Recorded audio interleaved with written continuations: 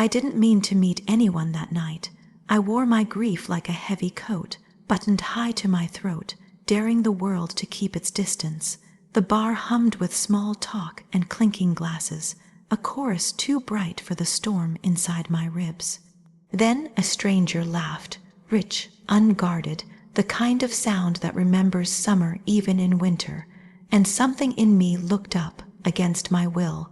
Our eyes caught, not a cinematic moment, more like two travelers recognizing the same weather. I offered a tight smile, then returned to staring at the water ring beneath my glass. The stranger drifted closer, not predatory, not timid, just present, and asked if the seat beside me was free. I nodded. Silence settled, easy somehow. I could feel the warmth of a nearby shoulder, the soft scrape of a sleeve against wood. No performance, no pickup lines, just breathing in the same complicated air. Long day, the stranger asked. Long year, I said, surprising myself. The words tumbled out, small bits first, then heavier things. The breakup that left me doubting my worth, the way solitude began as a choice and turned into a prison. I didn't share details, I shared weight. The stranger listened with head tilted, eyes steady, no flinching when sentences broke.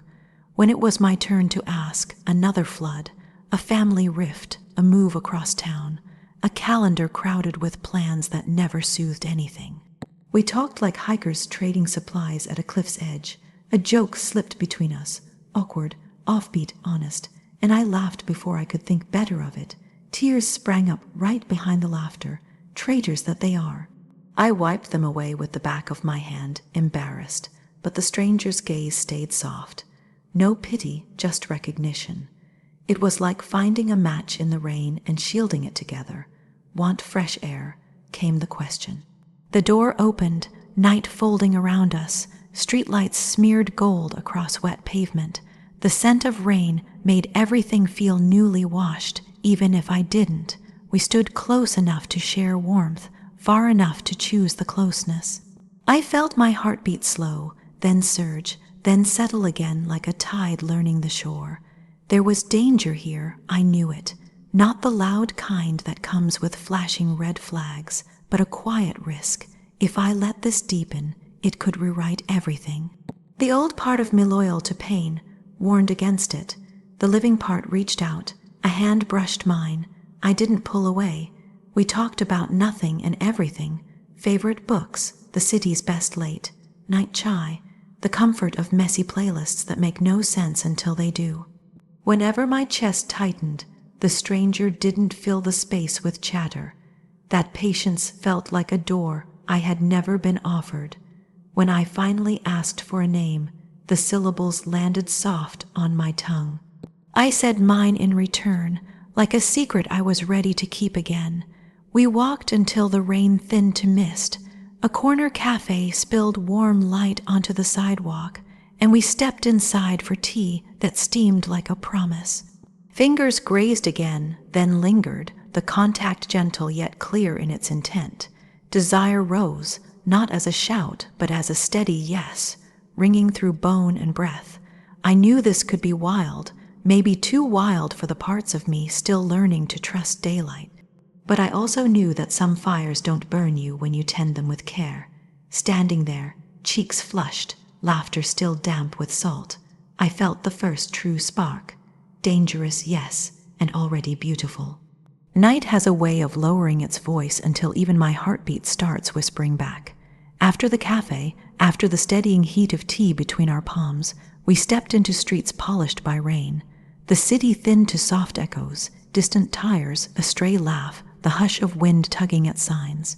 Darkness felt like a velvet curtain, and behind it waited a small, private stage where truth could finally speak. Come up, I said, surprised at the calm in my voice.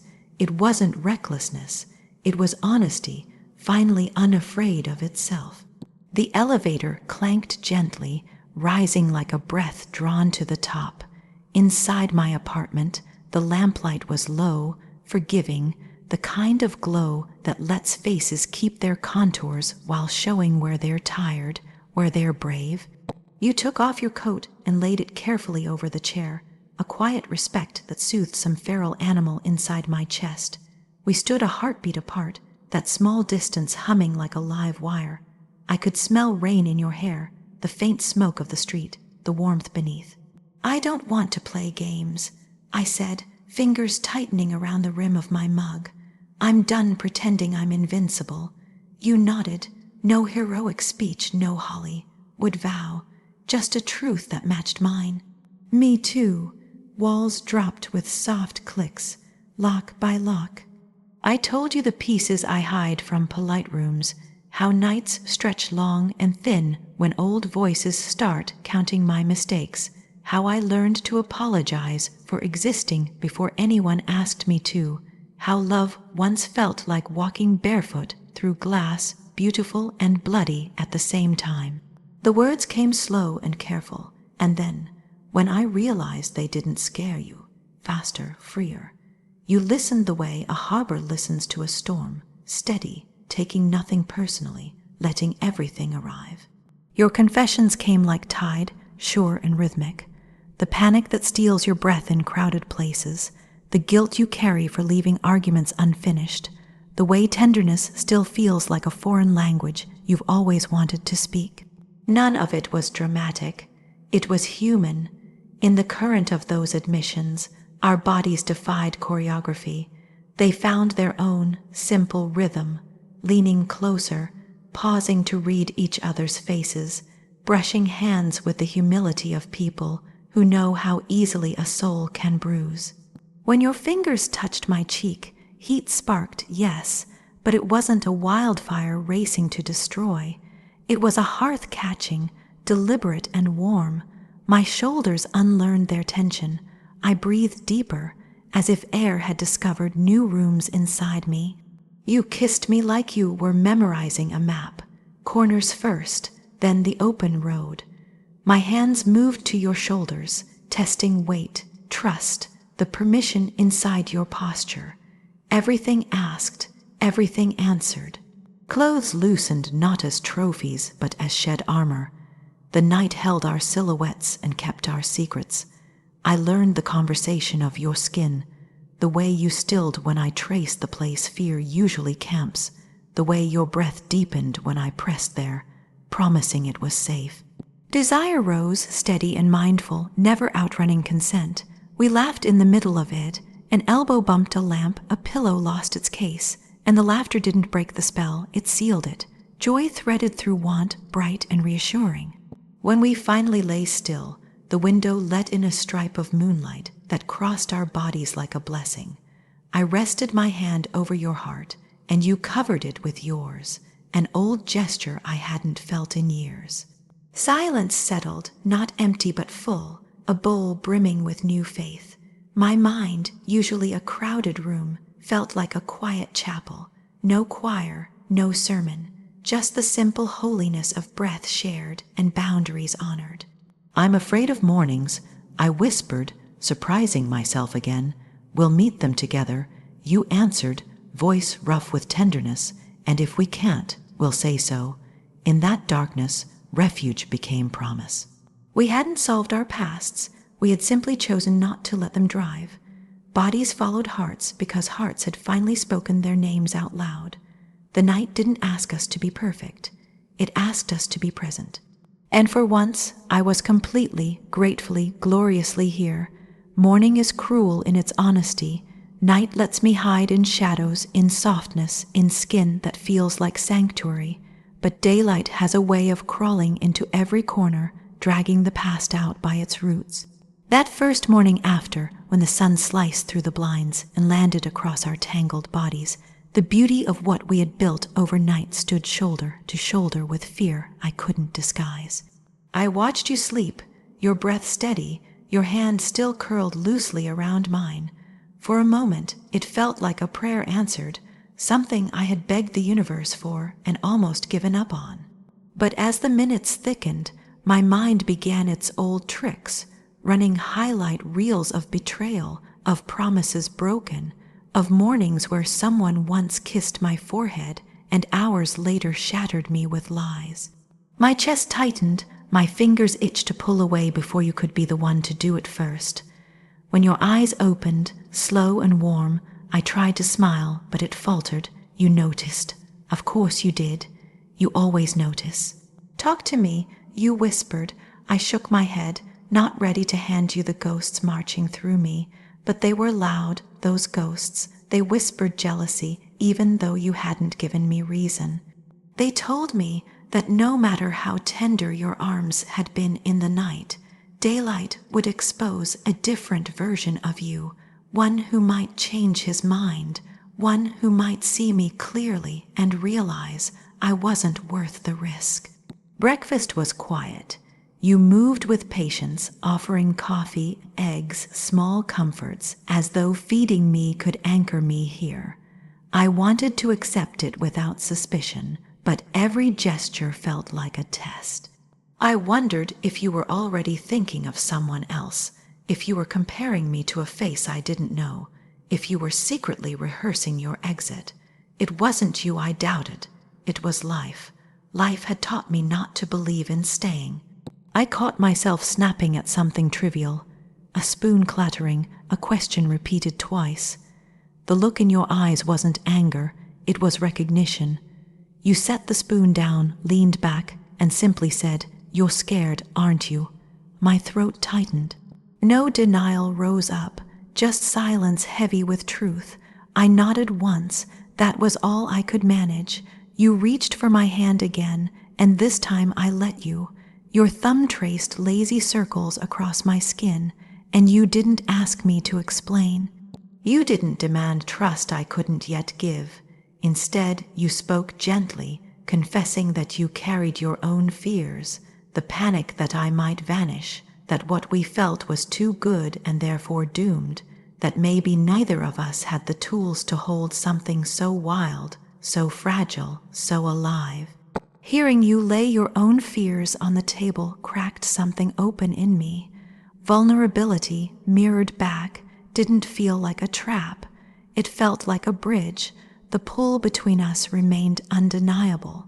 Even with jealousy scratching at the edges, even with scars throbbing under daylight, my body leaned into yours. My heart, traitor that it is, kept whispering yes. Love doesn't erase history, but it does offer a counterweight. And in that morning light, I realized we were both choosing to carry each other's weight instead of running from it. When you kissed me again, it wasn't about passion. It was about defiance, against fear, against memory, against the part of me that wanted to retreat. That kiss told me mornings might haunt us, yes, but they could also heal us if we let them. And for the first time in a long time, I believed that maybe we could. Love wasn't going to be easy, and we knew it. The wildness of our nights and the ache of our mornings made that clear, yet somewhere between trembling vulnerability and quiet laughter, we began to choose, not once, not just in whispers, but again and again in daylight, in the messy hours no one writes songs about. Commitment, I learned, isn't a single vow. It's 1,000 small acts of courage stitched together each day.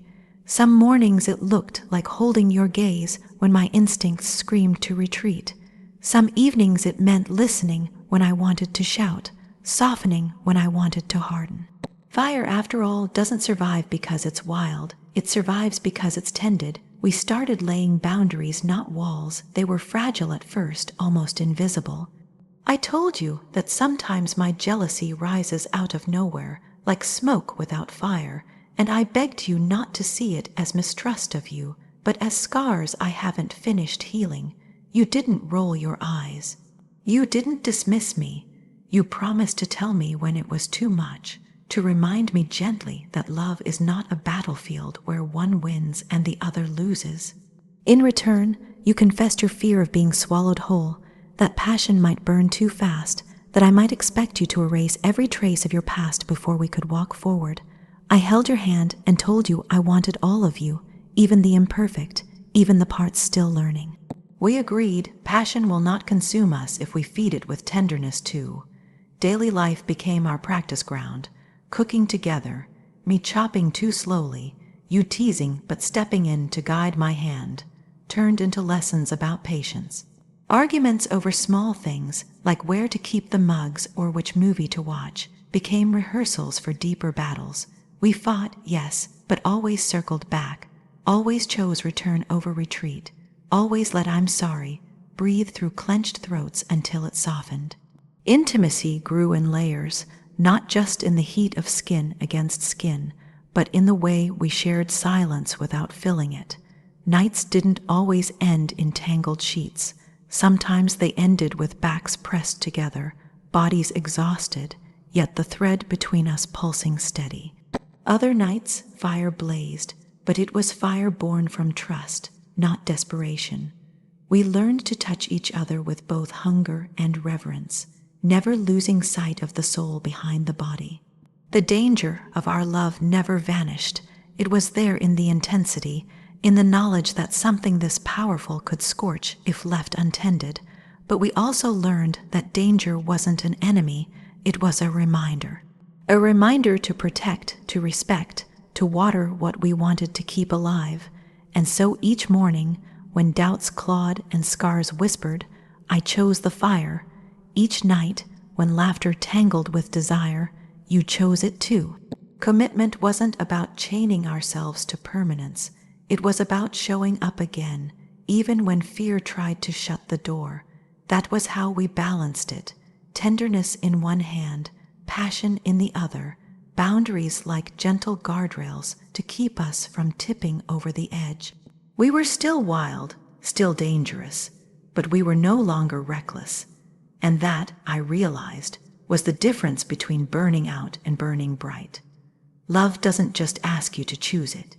It demands that you unlearn everything that once made it break. By the time we reached this part of our journey, I knew passion alone wasn't enough.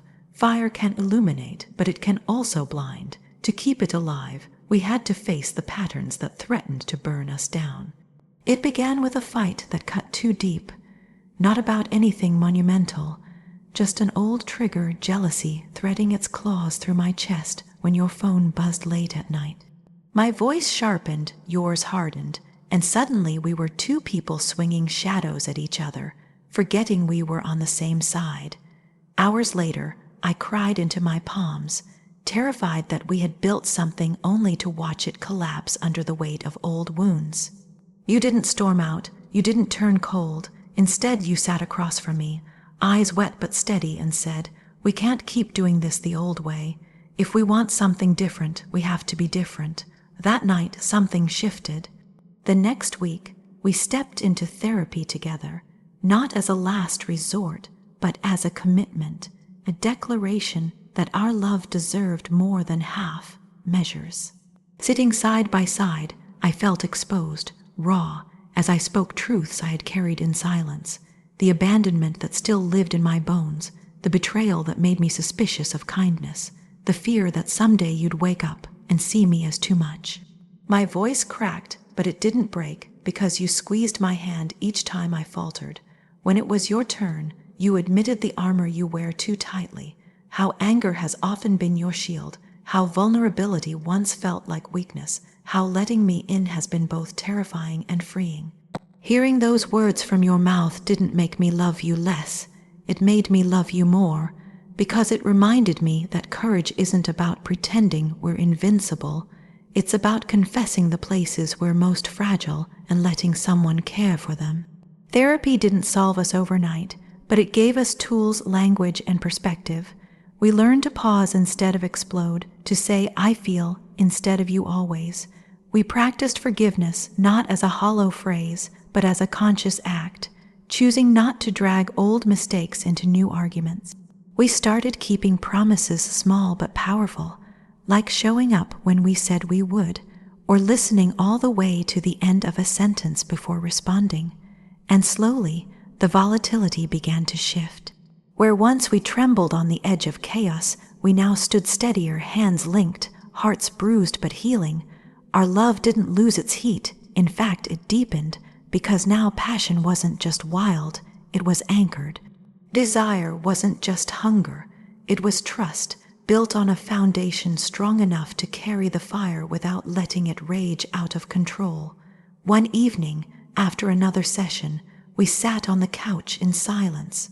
The air between us was quiet but full, the kind of fullness that comes when storms have passed. You leaned your head against mine and whispered, "I don't just want us to survive, I want us to grow." And in that moment, I understood. Breaking patterns isn't about erasing the past, it's about refusing to let it dictate the future. Forgiveness doesn't mean forgetting.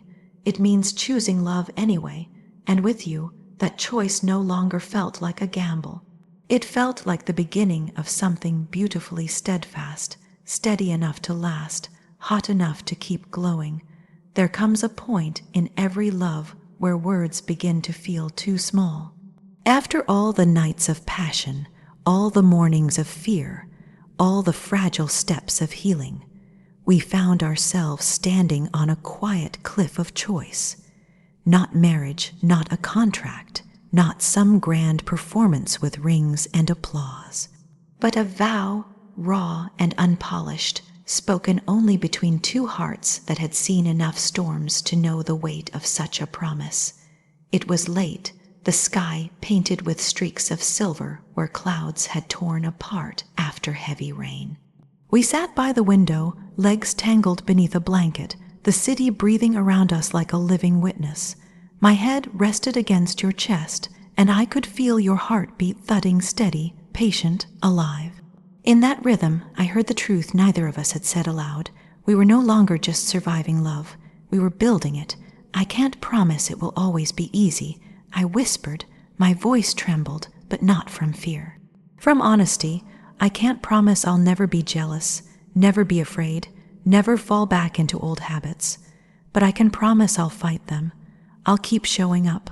I'll keep choosing you. You exhaled, your hand stroking my hair, gentle as wind through leaves. And I can't promise I'll never get angry or that I'll never feel like running when it gets hard, but I can promise I'll come back. I'll come back every time. I'll keep learning how to love you better. It wasn't flowery, it wasn't scripted, it was real. And that reality struck deeper than any fairy tale vow ever could. We made a promise to the unknown, to mornings that might wake us with fear, to nights that might leave us raw with desire, to arguments that could sting, and to laughter that could heal. We vowed not to pretend we were perfect, but to protect the fire we had built so carefully, dangerous only to doubt, beautiful to the core. In that moment, I realized love isn't about erasing danger, it's about standing in it together. The same fire that once threatened to consume us had become our light, our warmth, our signal to one another in the dark. And the unknown, it no longer felt like a threat, it felt like a horizon. We sealed that vow not with a dramatic kiss, but with something quieter, more sacred, a lingering touch of foreheads, a breath shared, a silence that spoke everything. My body softened against yours, not in surrender, but in trust. We knew storms would come because storms always do, but we had chosen not just to weather them, but to keep building through them. That night, when we finally slipped beneath the sheets, desire returned, not as reckless hunger, but as devotion. Every kiss felt like a reminder of the promise we had made. Every touch was deliberate, reverent, alive. We moved together not as people afraid of breaking, but as people who had already broken and chosen to build something stronger. When sleep finally pulled us under, I dreamed not of fairy tales but of foundations. Bricks laid with patience, walls painted with laughter, windows thrown open to let storms and sunlight alike pour through. Because that was our vow, to keep the house of our love alive, even when the weather turned wild. And as morning crept in, golden and gentle, I smiled against your chest, knowing that our promise wasn't a finish line. It was a beginning, one that would stay dangerous to fear, but endlessly, achingly beautiful to the heart. If this story touched something tender inside you, if you felt the ache, the courage, the quiet yes, stay with me. Like, subscribe, and keep the bell on so you don't miss the next chapter. Together we'll breathe through heartbreak, celebrate the warmth, and keep choosing love even when the night is loud. Your presence here matters. Your heart matters. Come back for part 2 when you're ready. I'll be waiting to continue.